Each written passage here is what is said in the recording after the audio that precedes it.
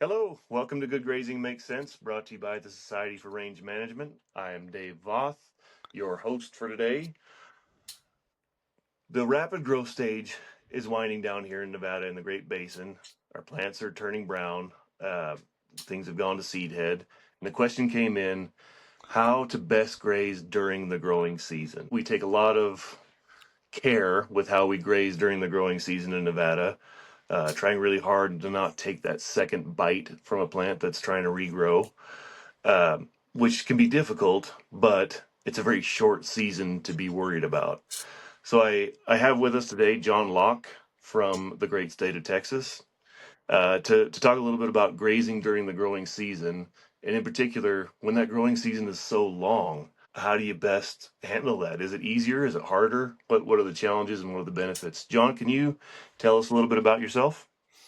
Yeah, Dave, thanks so much for having me. It really is an honor to be with you today. I appreciate the invitation and the opportunity to visit with you. So, my name's John Locke. We're on the Texas Gulf Coast, southwest of Houston, about 50 miles. We're part of a sixth generation operation here that started back in the early to mid 1800s. Our family's been here for quite a while. Our core business is centered around the Brahman business. So we're in seed stock and selling genetics and registered cattle. Um, Also, through ranching and desire to change and to do things differently and do things better, I got associated with RMC and Ranching for Profit years ago. One of the things I do is I'm a Ranching for Profit instructor. I get to teach a few schools a year, and that's a really big blessing to me. And also, I've got a new venture going on where we are grazing larger swaths of land with adapted or low input cattle. We've got a company that we started called 3L Land Stewards, where we are operating on some leases of some lower quality land and getting a little bit different experience from the registered Brahman business. That's a lot going on. So I'm gonna jump right in and start geek out on grazing. When does your growing season start and when does it end? Man, that's such an interesting question that kind of opens a little bit of Pandora's box there. We have a cool season growing season and we have a warm season growing season, and we've got about a 30 to 45 day gap in that. That's kind of our biggest challenge, but I've also realized that having such a long growing season does present some different challenges.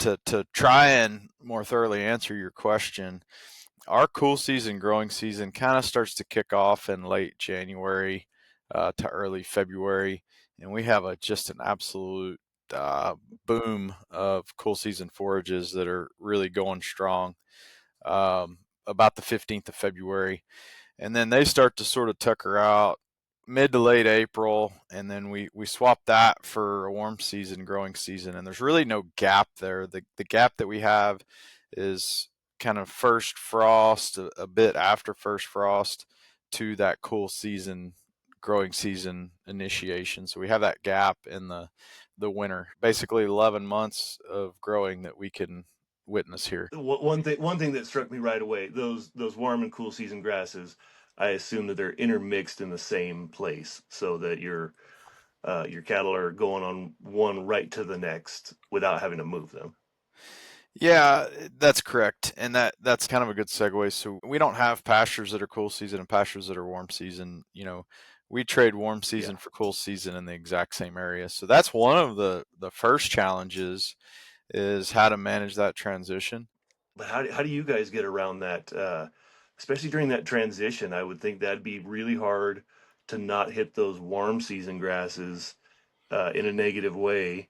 As the cool season's coming off and the warm season's coming on, how do you not dwarf that warm season stuff out or hit it twice before it has a chance to recover? So we're probably going to have to back up just a little bit in this conversation. And you said in the beginning, geek out on grazing, and I'm going to geek out here for a minute, and I'm also going to probably either make some people upset or have some very strong disagreement, and that's okay. So the reason why I say we need Yeah. to back up is because people will see what we're doing, or and their brain will immediately switch off and say that's ridiculous, it's ludicrous, completely different environment, completely different context, no practical application of what I'm doing. Full disclosure, I obviously have never operated a ranch in in a desert type environment or a brittle environment, and I get that. But I would kind of challenge your listeners to think about the fact that there's so many parallels in nature and in grazing. We have an extremely fast cycle here. We can experience flood, drought, rapid growth, extremely cold weather, all in the same season. And then with this long growing season and this, you know, 11-month growing season and so many transitions. It's a very steep learning curve, but we see so many cycles that it gives us the opportunity to observe a lot. I also need to caveat everything I'm going to say in this podcast with I'm not a scientist. I'm really not built that way, but I'll say that I think I'm pretty good at it is observation.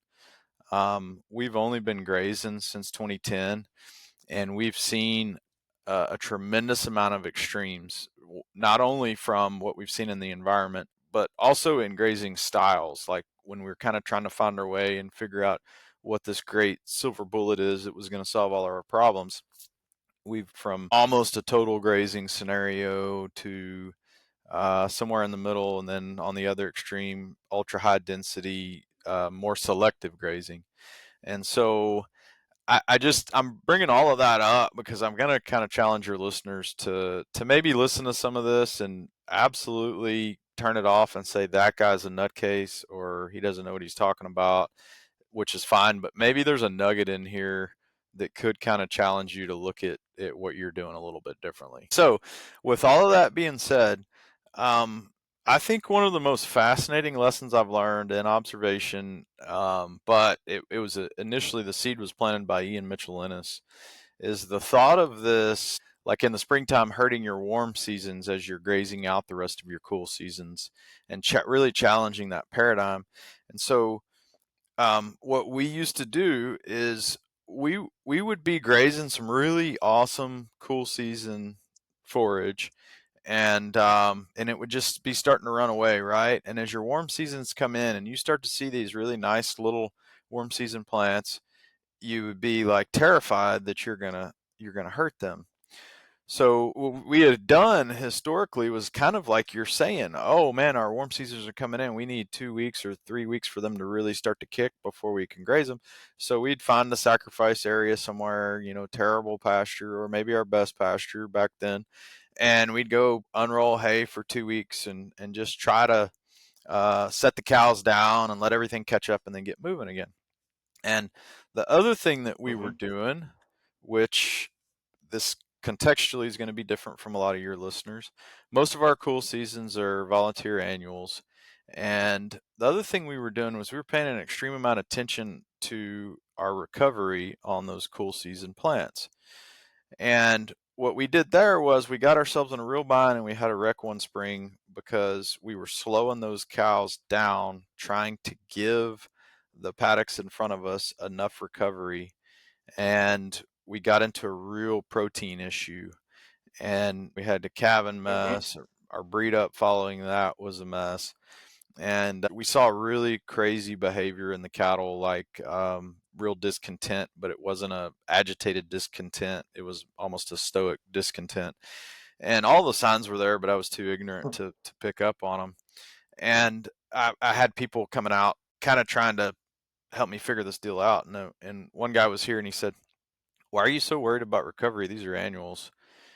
And I was like, hmm. And then I got Ian in my ear, basically what he teaches and talking about energy and the balance of energy and protein in the diet, and energy being the most elusive part of the equation.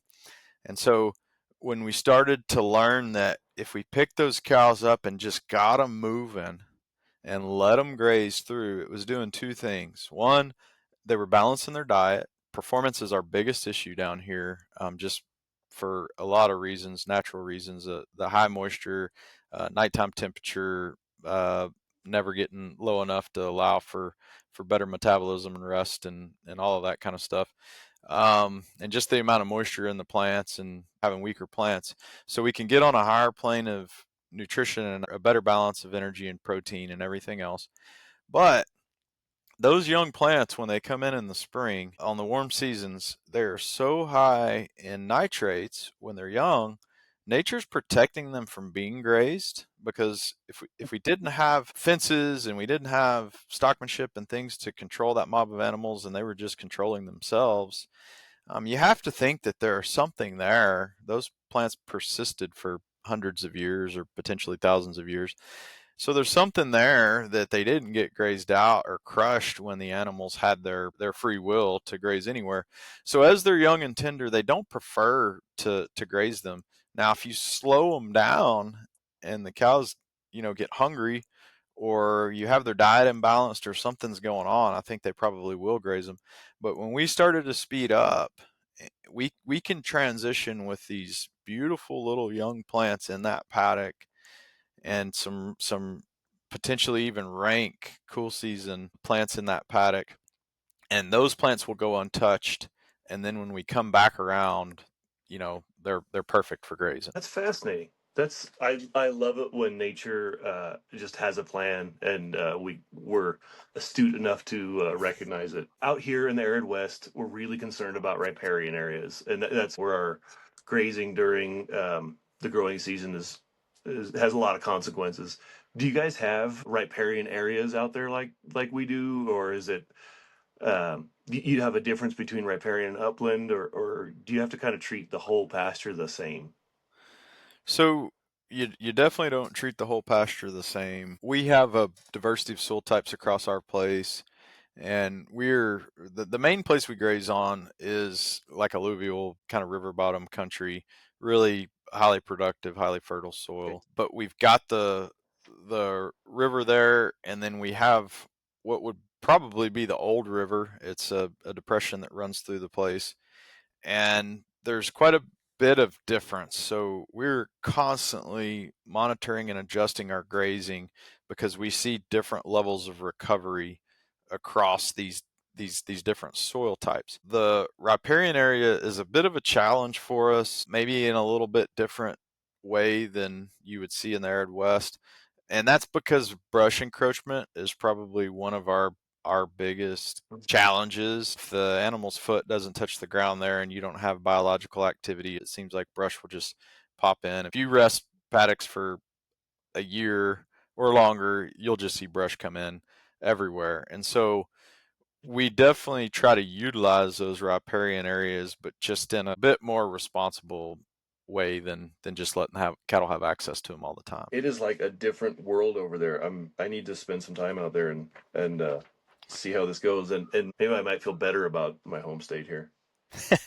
Well, you kind of talked earlier about the differences, and one of the things that I find fascinating here, and whenever I say it's a challenge and then people laugh at me, I would love to be in an environment where we could store feed. People talk about these Yeah. extremely long recovery periods, and they've got 18-month-old feed, or even 2-year-old feed that is just high quality and nutrient dense. We've got about, in the fall, whenever we have a frost, we've got about 2 weeks, and then there's next to no quality in anything we have. And so managing that transition to get back to something that's got some quality is super important. And just for clarification, when you're talking about quality, you're talking about the protein level, or are you talking about the energy? Yeah, so I would say you can capture some energy with some protein supplementation for a very brief period of time. Like, we strive to have some standing feed in the paddock, but there's just hardly anything there. On average, we feed some sort of protein for about 2 weeks, maybe 3 weeks, and there's two times of the year where we can see that happen. The summer slump type scenario in August, if we do have some feed, but we start to see some manure stacking, and we just don't have the protein for the cows to be able to digest it properly. But then once we start to run out of everything, energy, and the protein's not right, when we get into that, it's normally around Christmas time. You could feed all the protein you want. You're just going to create problems for yourself. So it's important to try to get them. Is that just kind of institutional knowledge, or are you guys running soil samples, grass samples, fecal samples, anything like that to know these things? We go about 99% just human observation. Every time we see our cattle, every single time, the goal is to monitor contentment, gut fill, and manure. And I would say we probably do it in that order. And our mechanism to address any issue is to try to change the grazing first and then supplement second. So when we start to see that manure kind of stack up, we will actually slow the cattle down depending on what kind of forage we have to try to encourage them to graze lower on the plant and pick up that higher concentration of nitrates, sort of loosen them up a little bit. And then on the flip side, when we get loose, we always speed up and we try to get them higher up on the plant and get them moving faster to get a better balance of energy and protein. Okay.